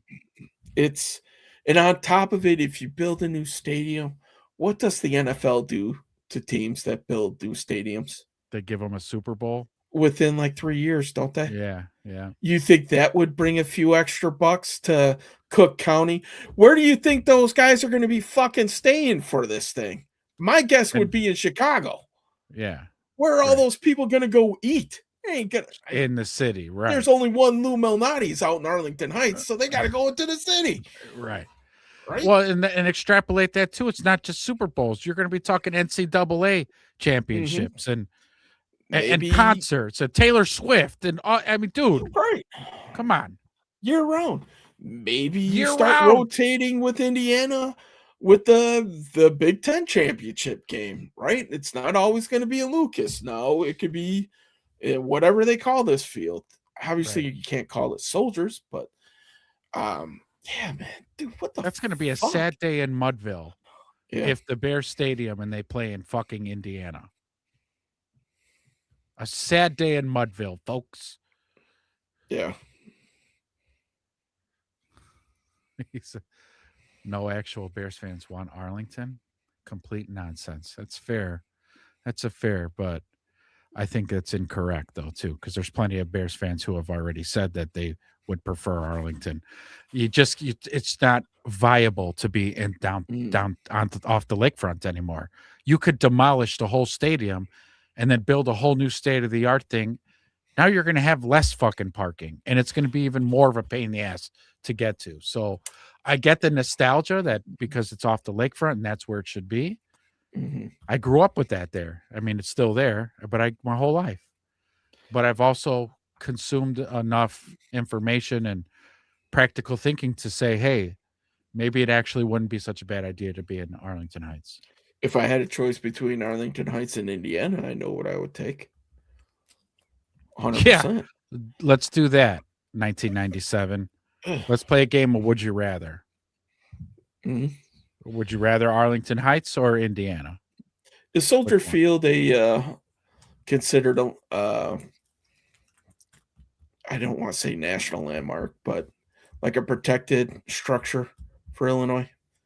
Like, does it have protections as a landmark? Field? Yeah. That's a I don't good know if question. it does or not. Like the pillars, maybe. Yeah, because I mean, you wouldn't be able to tear it down anyway. But anyway, I mean, a lot of those renderings had the pillars still standing, so because you'd want to preserve them, and it was all 100%, right, for our soldiers and our military and stuff. They already renovated that stadium once and made it awful. It's an eyesore. The eyesore on Lakeshore. Yeah, it's looks like a spaceship, right? Everybody talks about it. Listen, man, do the Bears need a new stadium? Absolutely. At this point, I really don't care where the hell it goes, but it needs to be fixed. I mean, it's outdated. Whatever. That I think Christopher said no. As I said that a number of shows back. I was like, build the motherfucker in Rockford for all I give a shit. Just build the motherfucker, would you? Yeah. But he was like, oh God, no, not Rockford. Uh-huh. But Joliet, you gotta, there's NASCAR racing going on in Joliet. Come on. That's not Cook County anymore. Fuck it. Nobody give all that wants revenue to that on county. 90. Yeah, what going out DeKalb? What's down there? Yeah. DeKalb County? What is that? I forgot. I don't know, man. Either way, it's frustrating. Definitely shots fired by the Bears organization and Warren. This is the main reason why he was brought on. Obviously, you can tell he's been pissed off. Mm-hmm. And I don't think after seeing stuff like this, with him being in the locker room after games, I don't think that's by accident, where you're seeing him more and more. And social media posts and being a part of the Bears and an important part of the organization. That's all planned out. Yep. So 100%. With that segment, that kind of delayed one of our new segments. I think we need to let out some more of this frustration. Okay. In a very interpretive way. What do you say? Should we roll into Coach Speak? Let's do this thing. Because we did, team president speak. So time for Coach Speak.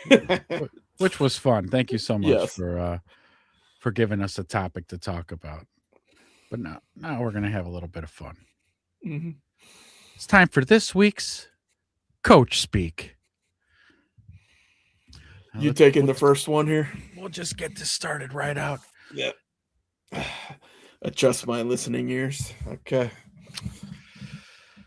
Really happy with how the team played as a whole yesterday. Thought all three phases did some really outstanding things throughout that game. Starting with the defense was just really good job, minus a couple explosive plays that we gave up. Yeah, Jalen Johnson still doesn't have his sea legs yet. And Brisker's most definitely not getting an extension at the end of the season. A dominant performance, if you will. And then offense, we were able to find a way to score 31 points. I thought that was really well done. The three takeaways, we ended up with, I think, 17 points off of those takeaways, which was nice. And then special teams played a significant role in that one as well. Kickoff was a weapon. Kickoff return was really good. Punt return were really good for us. The short version is we kicked their ass in all three phases of this game. To those clowns who said Shedeur was going to outplay Caleb, you're wrong. I'm sure the guys on the Everything Bear show will prove you guys wrong and call you out for that. Yeah, and Shedeur throwing 3 picks. Yeah, he's real good. And so was pleased with the performance there yesterday, obviously. Got some work ahead of us here. Tough week, short week, and a really good opponent coming in town. So looking forward to getting to work there. So we're going to beat the living shit out of the Packers this time around. And especially that Micah Parsons is nursing an injury. We're going to take full advantage of this. Ready to open this up for any questions. go ahead and open it up.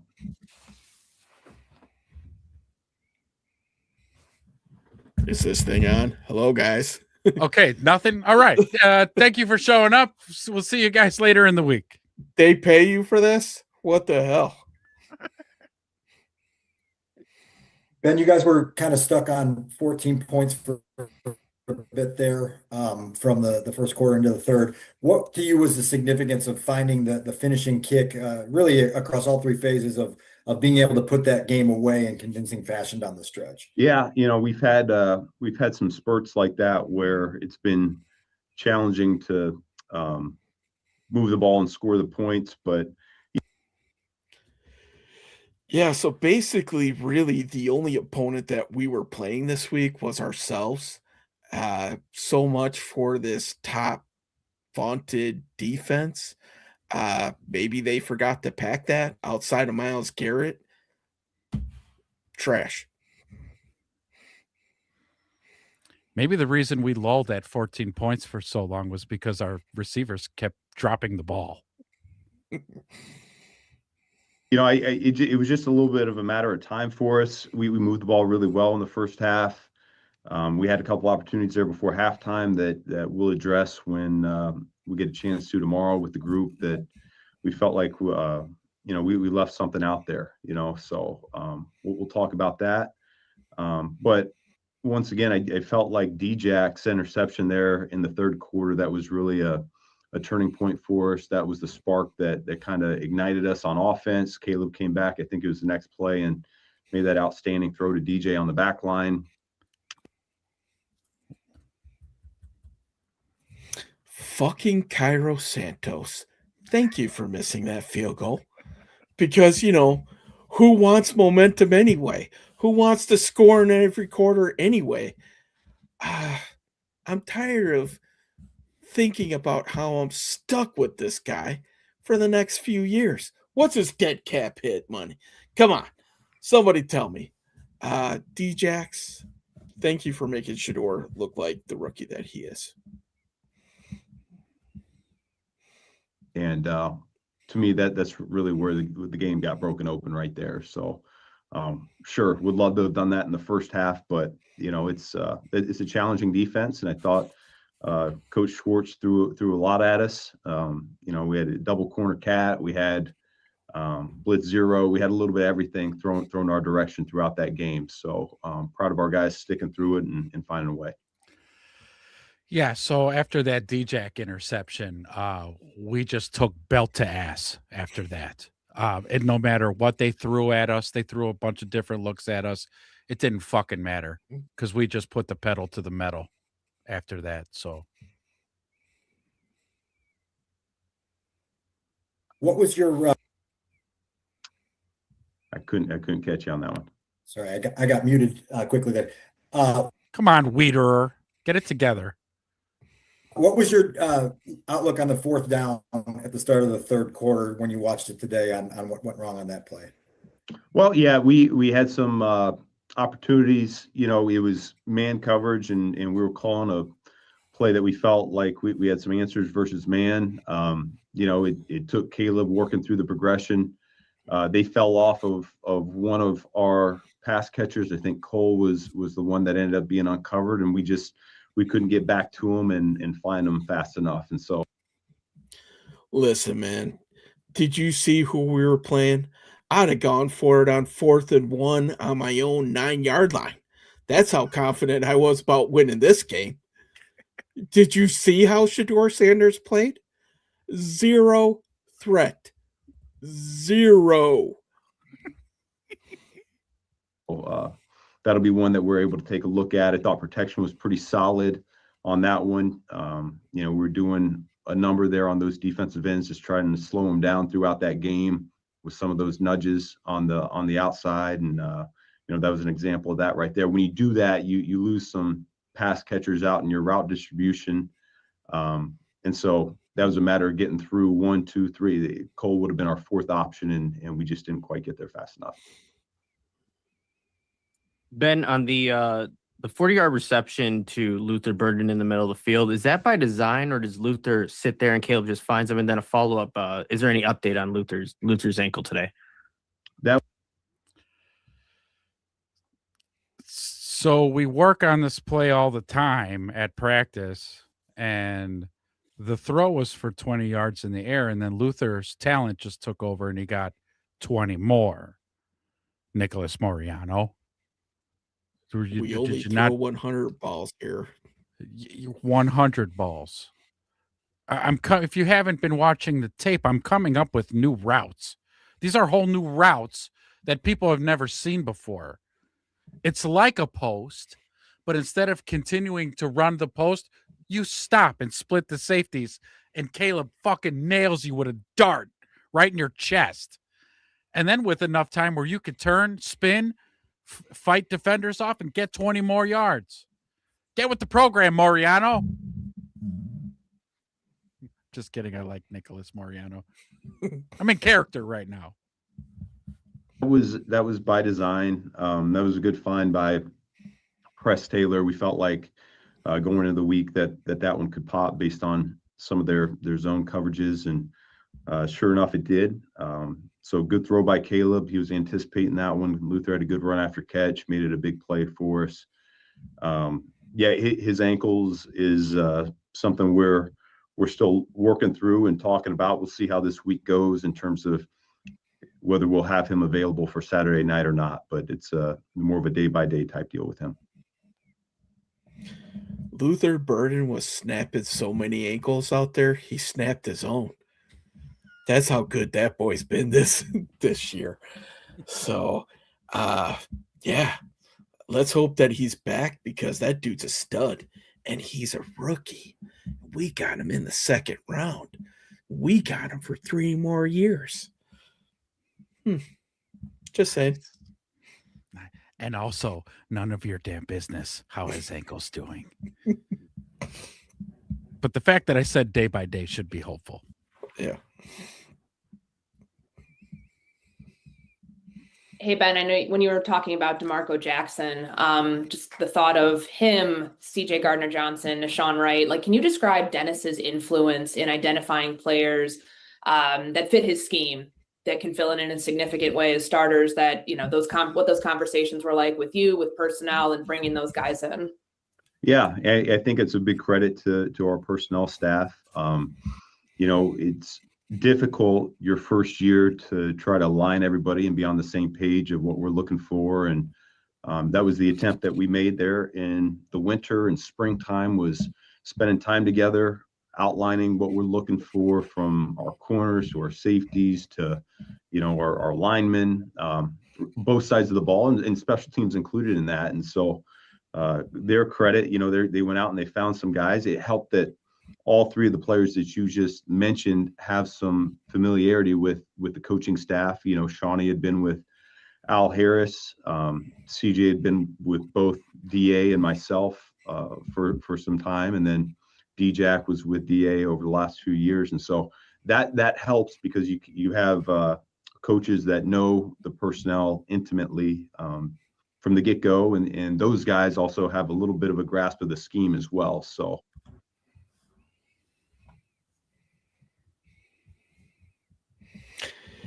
listen, guys, when we're building depth and they already know the scheme, we don't get to coach those guys all that often. We give all the reps to the number ones. So if these guys already know something coming in, one, they can help the veterans. Two, that makes me look really good that, you know, I gave the old proverbial check mark on them and they know what they're doing. So here we go. Here's where we're at. Thank God these guys are performing, because it's making me look really good. it helps to hit the ground running like that. But all three of those individuals have made significant contributions to the team and to our defense over the course of the season. And that's kind of what you count on going into it. You know, there's going to be attrition. You know, guys are going to go down. The special teams players you're counting on early in the season, they become starters for you on offense and defense, and practice squad players end up getting elevated and playing roles as well. So that's always a challenge. You're trying to create as much depth as you possibly can early in the season. And with Rome, yeah, when we're building this roster, I'm picking animals, okay? Because I know what to look for in a player. And this coaching staff that I hired also knows how to find animals. And that's what we did. We brought animals in here, then you coach up those animals, and then they're savages out on the field. Odunze, I know you said yesterday you didn't have any update initially. Update on him, but also he told us in October that the foot heel wasn't a simple fix. Is there any thought to maybe shutting him down for a little bit to get him healthy, or where do things stand with him right now? Yeah, all options are on the table. We're going to do what's best for Rome first and foremost. I know. Man, Rome really wants to beat the fucking Packers this week. So he's going to have to either A, toughen up and work through a game, or we're just going to have to shut him down so that he's ready for the playoffs. He wants to be out there and helping. You know, it's hard to tell him no sometimes. He just wants to be out on the field competing and contributing and helping our team win. And so, you know, there may be a case that we got to protect him from himself a little bit just to make sure we get him right, and he'll be able to help us down the road. Kevin. Hey, Ben, I wanted to ask about the throw that Caleb made to Colston middle of second quarter. Play action, it was to the Cleveland sideline, kind of floated in there, Colston slide and catch. What did you like about just kind of every element of that play, from Caleb to Colston to the line, and how it all came together? Yeah, really good protection up front. It always starts there, particularly when you're facing a unit like that gets off the ball like they do. And so clean pocket. They were in man coverage. Colston got a step on his guy, and Caleb delivered a good ball. You know, that's a tight window when a guy's trailing technique like that, and Caleb was able to get, you know, he pulled out the pitching wedge, if you will, and put a little air under it, and Colston went out and made the play. I mean, I'm the fucking coach of the year. I want you to understand this, Kevin Fishbane. I'm the coach of the fucking year.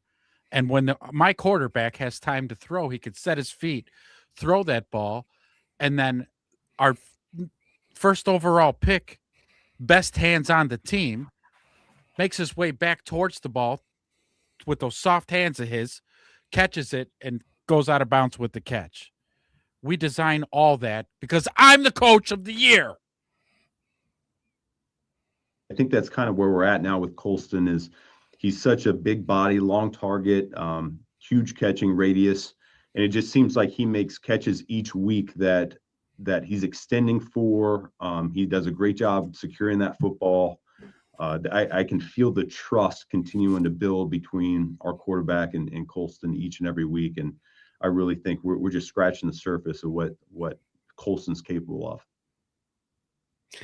Isn't it amazing when he catches the ball, he stays on his feet?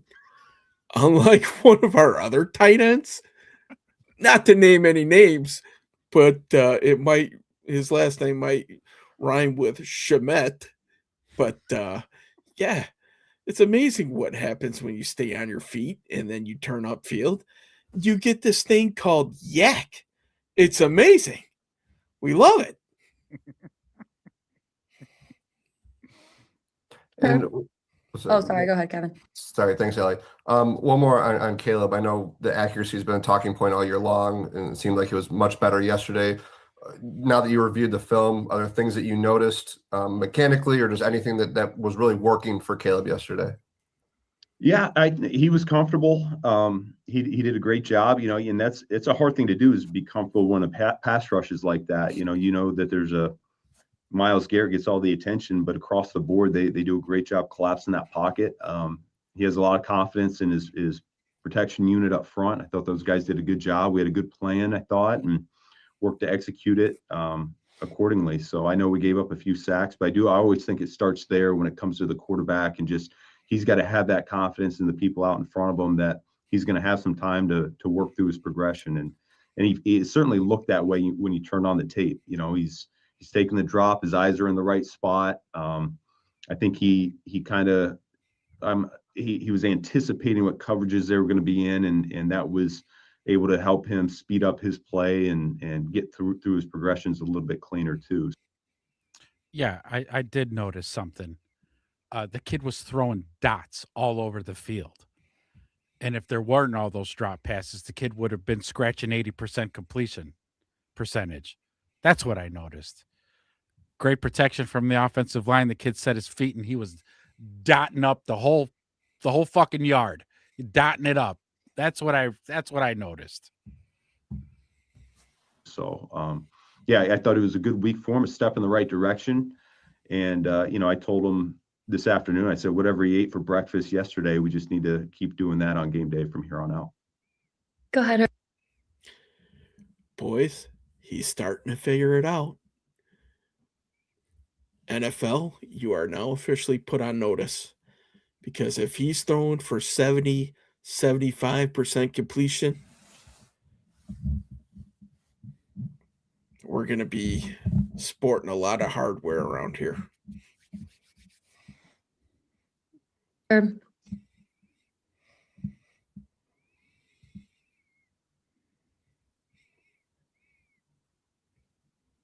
Sorry about that. You did this last time, Herb. Come on, you need man. to quit. Hit the button once.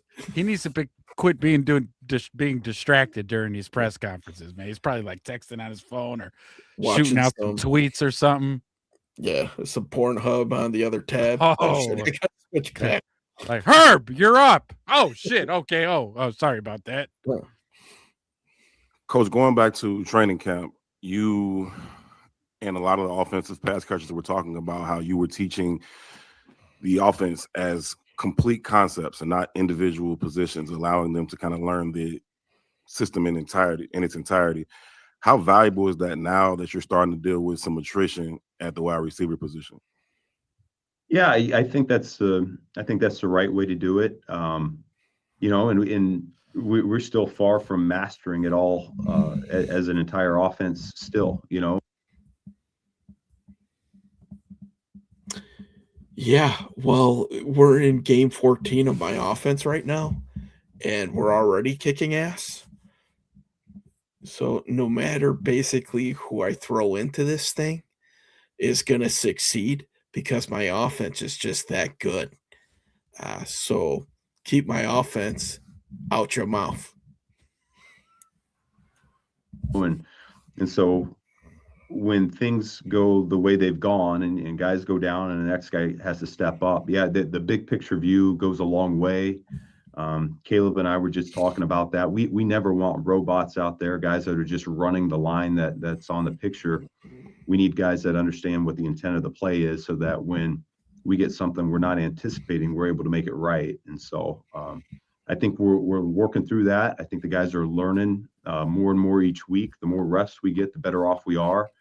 But certainly when new guys get called upon, the work that they've put into it, both springtime, camp, up through the season up to this point, it all adds up. And so we shouldn't miss a beat if another guy's number is called. Maybe you didn't hear me earlier in the press conference, but Coach of the Year. You don't get those monikers by not having your guys step up, even if they are depth pieces. Everybody on this fucking team is prepared. Do you understand? Backups, third strings, practice squatters. They're all fucking prepared. Why? Coach of the Year. At Finley. Hey, Ben.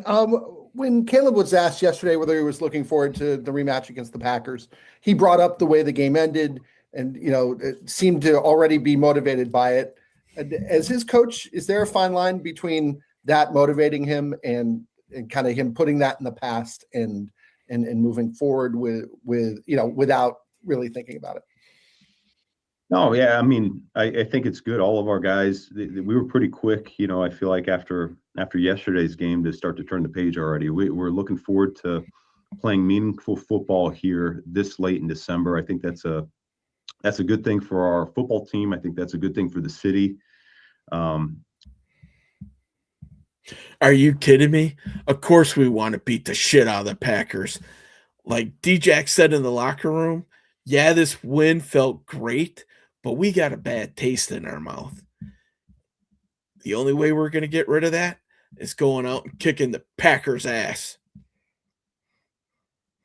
It's really what we were all expecting going into the season, and so it's a good thing to come to light just like it has. I'm glad Caleb didn't like how the last one ended. None of us should. No one likes to lose, and so the only way you can shake that feeling is to look to stack more victories, and so that's our intent.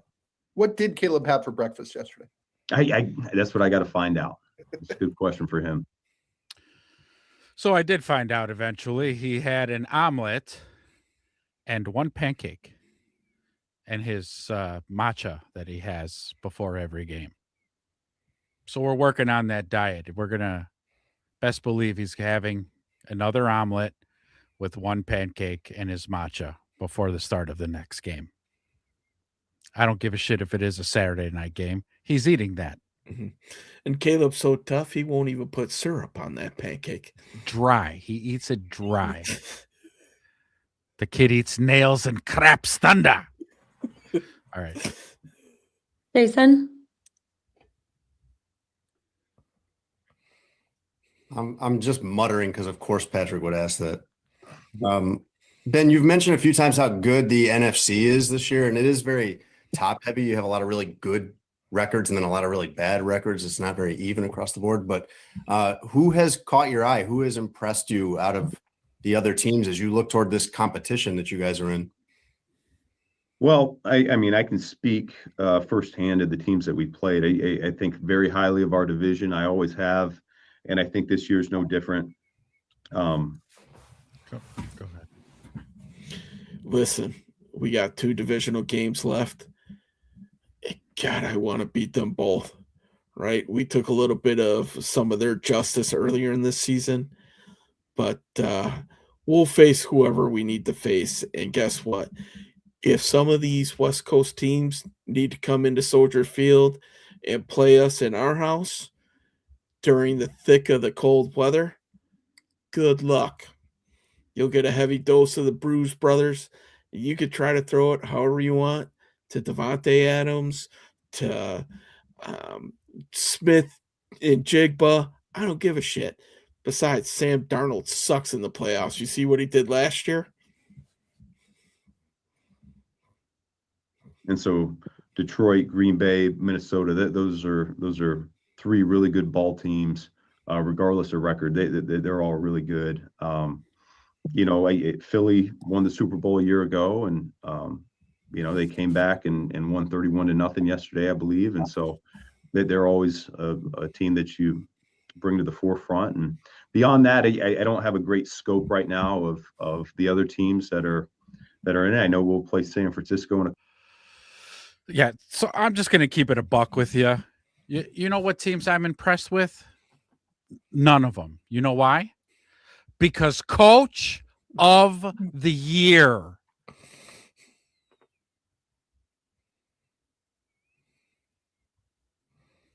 Couple weeks, and they're doing a heck of a job this year themselves. It seems like that NFC West in particular, that's a dogfight, and it's going to come down to the end, much like the NFC North.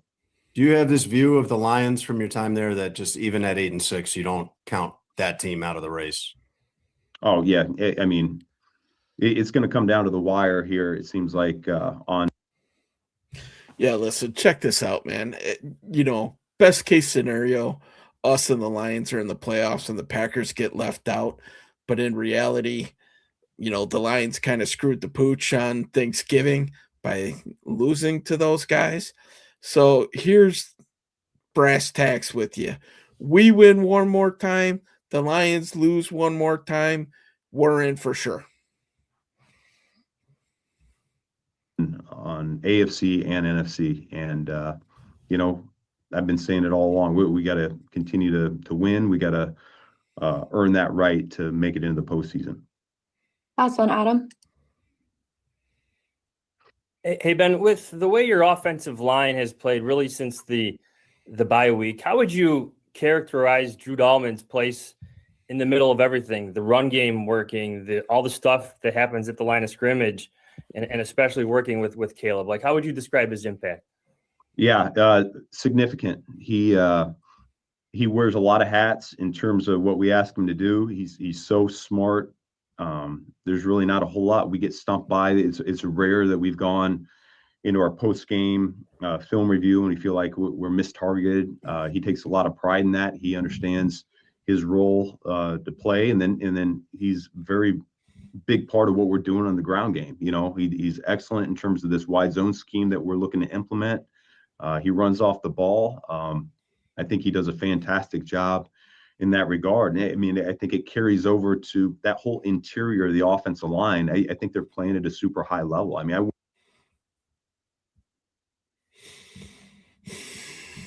Man, is it nice to have an offensive line. Do you see that trash can we had at center last year? We burned all those films, but I remember watching it going up against that offensive line last year. Whew. I've never seen a center whose back of the jersey was dirty after every game like last year. And Dahlman, you know what? Huge upgrade, isn't he? He can actually read a defense. He can actually make a line call.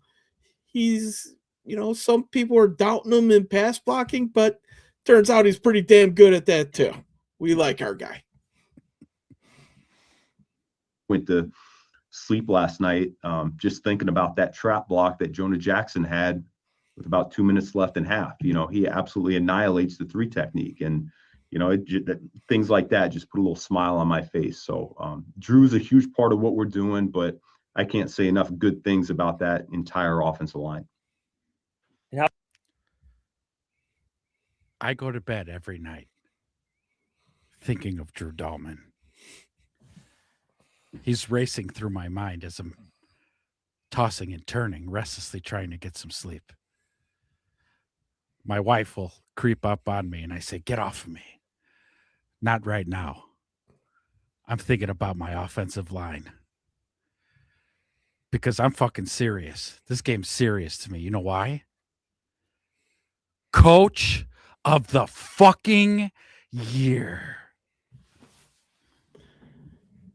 Hey, Mason Graham, welcome to the NFL, buddy. You just got trucked by our right guard. We will have a ceremony for your burial at the 40.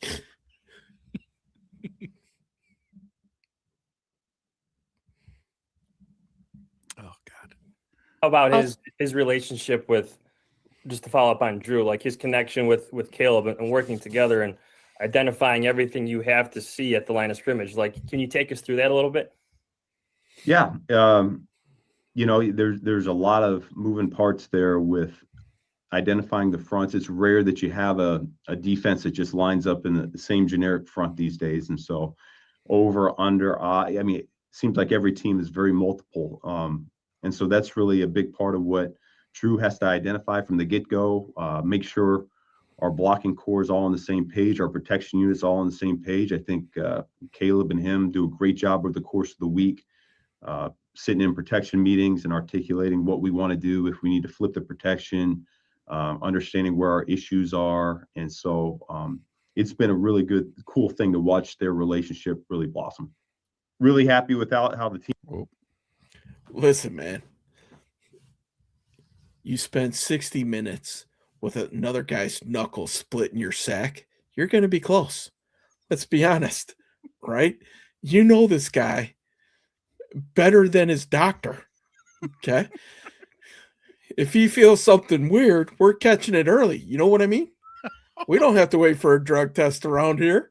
We're under center 46% of the time.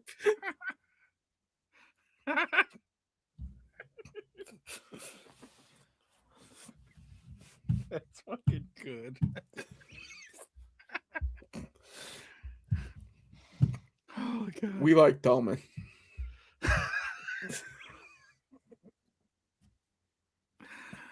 Oh god. And that was this week's Coach Speak. Thank you for joining us. Coach Speak. You know, it takes a couple of guys to read between the lines and let the fans know really what the coach is trying to say. That's what it takes. That's what it takes. That's what you come to the Everything Bear show for. Mm-hmm. This hard-hitting, interpretive speak that we love to share with you guys. So, great segment. Going to be a permanent segment on the midweek show, guys. Yeah, A lot of good feedback from it for the first time. So keep those comments coming. Appreciate all the positive comments that we got on it. So we'll keep it rolling, man. We enjoy the segment as well, in case you haven't noticed. So yeah, it's definitely a lot of fun. Mm-hmm. So anything else? Is there anything else anybody wants to bring up about the Browns game? Well, you guys are formulating your thoughts. Let's recap the trip around the NFL, shall we? Oh, snap. Yep. Yeah, so we had a celebrity guest picker. Christopher was on picking with us last week. So is he not in tonight? No, he's got a family thing going on tonight. So okay. Got to do that every once in a while. I get it. So yeah. Ezra, pretty good week for you, sir. I ended up coming in first out of the three of us with a record at 12-4. Nice job, my friend. Yeah. Missed the Tampa Bay game. You missed the Giants laying an egg against Washington. New Orleans beating Carolina. That's crazy. And then finally Dallas beating Minnesota. Other than that, nailed it. Came in second at 10-6. Rebounded a little bit, man. Last week was a rough week for me. For me too, yeah. Last week was not a good week. And then our boy K-Dog, he ended up coming in at 9-7. So if you guys are betting fans out there, hopefully we won you a few gummy bears, though we don't really take into account spreads. So make sure you play that money line. Real quick, before we wrap this thing up, as we're talking about the trip around the NFL, because we're on Wednesdays now, we can now pick the Thursday night game that we can include in our totals. And we got a dandy this week. One of the reasons why we moved the show to Wednesday, because we're fans too, and we like watching as much football as possible. Yep. And, Wiseman once said, do not compete against the Shield. So we'll stay away from Thursdays. Yep. But 11-3 Los Angeles Rams going against 11-3 Seattle in Seattle for not only the division lead, but also the NFC lead is on the line here. Ooh, winner takes the number 1 seed. Mm-hmm. Ooh. And obviously has the inside track to win the division. And it seems like the numbers are stating that whoever wins that division will most likely be the number 1 seed in the NFC, unless the wheels completely fall off in the last 2 weeks for those teams.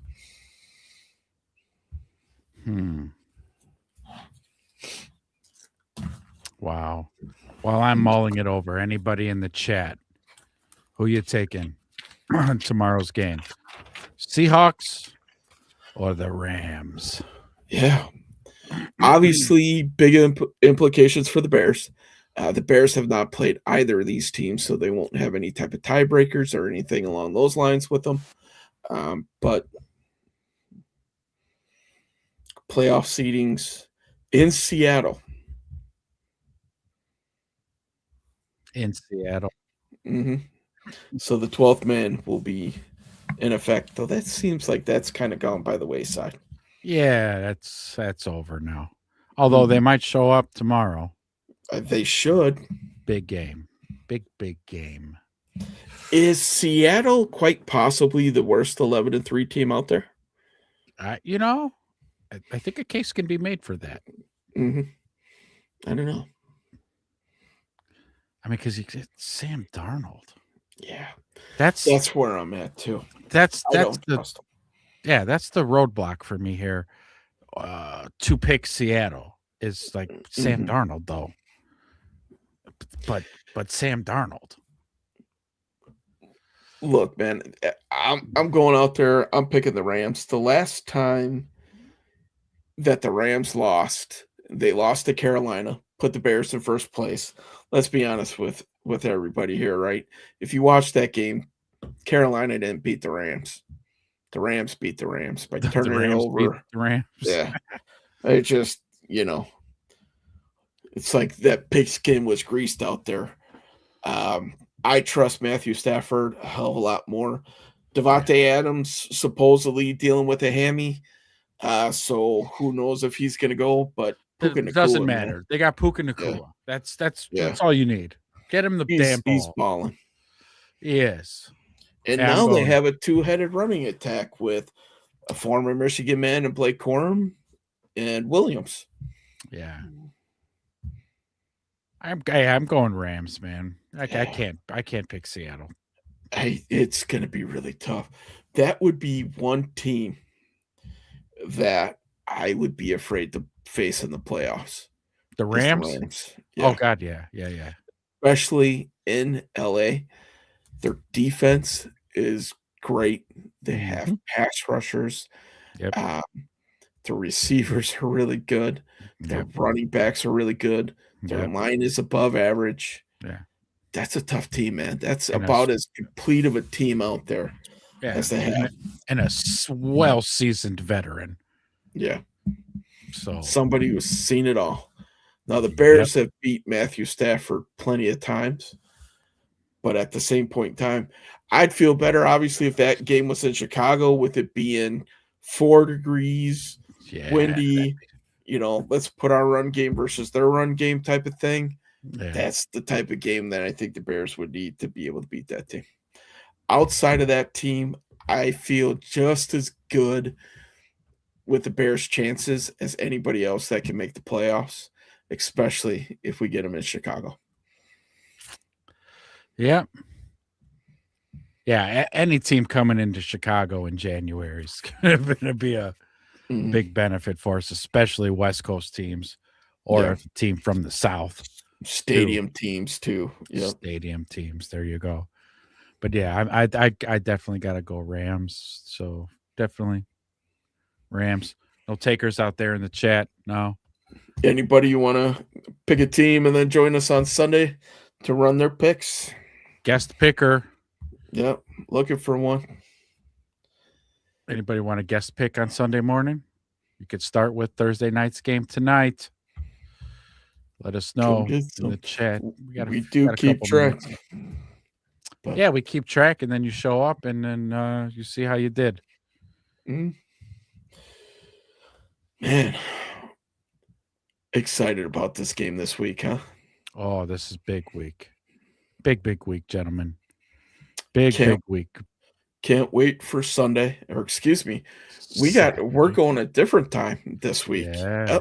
Because of the Saturday game. Oh yeah. We gotta lock that in, right? We're doing Friday night. Yeah, Friday night. So Friday night, look for us 2 days. We'll be back on the mic. Yeah. Yikes. Yeah, what a game though. This is the game of the year. Man, I gotta work Saturday, but with that game getting pushed back to the 7:00 start, I'll be home by the time kickoff really starts. Yeah. So yeah, I gotta work too. But we'll talk too. I know it's a tight window. It'd be a tight window for both of us to try to squeak it in on Saturday. But yeah, we'd have to be like super in contact. Yeah, all day. Yep. So I'm done at a fixed time. You're the wild card, but yeah, as it stands right now, we're planning on going Friday night. So stay tuned. Yep. But yep. That's it. That was our review of the Browns game. Mm-hmm. Did a little coach speak, did a little stadium talk. Couple people dropped in. One guy talks shit. This guy. If he was really born in 97, you're a fucking retard. And you don't know fucking shit about shit. So, but thanks for your comment. Mm-hmm. Saying we value all comments here. Yeah.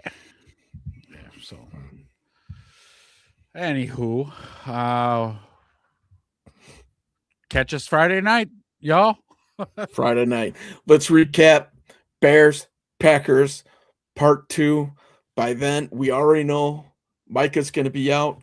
We should have a better understanding if Christian Watson's going to be out. If they're missing those two, yeah, I like our chances. I like our chances anyway with those two, quite honestly. So I liked our chances anyways with those guys in there, but with those two out, I mean, I'm looking to feast. Mm-hmm. I'm looking to feast this time. Just pound their fucking faces in. Yeah. Treat them like we treated the Browns. But yeah, we'll unpack all that and more on the next show. Until next time, y'all. Don't forget to hit the like, subscribe, and do all that good shit. Comments, even after the video. Don't Ring forget that to rewind bell. to the beginning and see the intro. Oh, that's right. Hit the bell, all that good stuff. But yeah, thank you guys for showing up. Thanks for hanging out with us. Appreciate it. Bear down. Bear down. The Bears.